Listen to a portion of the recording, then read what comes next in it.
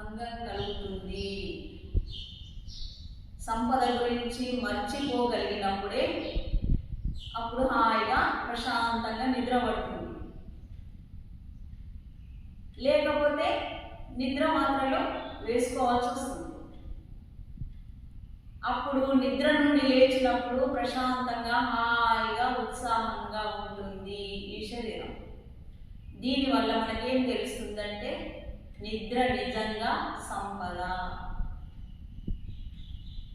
బాహ్య సంపద కాదు, అంతర్ సంపద నిద్ర. ఈ శరీరానికి అలసట పోగొడుతుంది నిద్ర. అలాగే ఈ మనసుకు మానసిక వ్యాధికి ధ్యానం దివ్య ఔషధంగా పనిచేస్తుంది. ఈ ఆధ్యాత్మిక జ్ఞానం వల్ల ఎంతటి మానసిక వ్యాధులు అల్లాలు చింతలున్నా కూడా ఈ జ్ఞానం దాన్ని దూరం చేస్తుంది. నిద్ర రానప్పుడు మనసు అశాంతిగా ఉంటుంది, ఎంతో బాధాకరంగా కూడా ఉంటుంది. నాకు నిద్ర ఎందుకు వస్తలేదు అని గంటలు గంటలు మనిషి అలాగే అనుకుంటూ ఉంటాడు. మరి నిద్ర నిజంగా సంపద అని, కంఠం దీని స్థానం అని. ఇది విశుద్ధ చక్రం. దీన్ని ఏ చక్రము? విశుద్ధ చక్రము అంటారు. ఈ చక్రానికి అధిష్టాన దేవత కూడా ఉంది.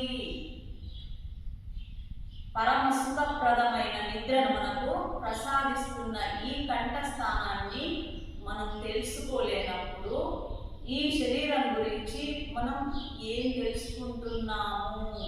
అందుకనే శరీరం ఎలా నడుస్తుంది, ఎవరు నడిపిస్తున్నారు, ఏ విధంగా ఈ శరీరం నడుస్తుందని మనం ఆత్మ గురించి తెలుసుకోవాలంటే ధ్యానము ఉదయం సాయంత్రము పడుకునే ముందు అర్ధగంట, ఉదయం అర్ధగంట ధ్యానం చేస్తే వీటి గురించి చక్కగా మనకు తెలుస్తుంది.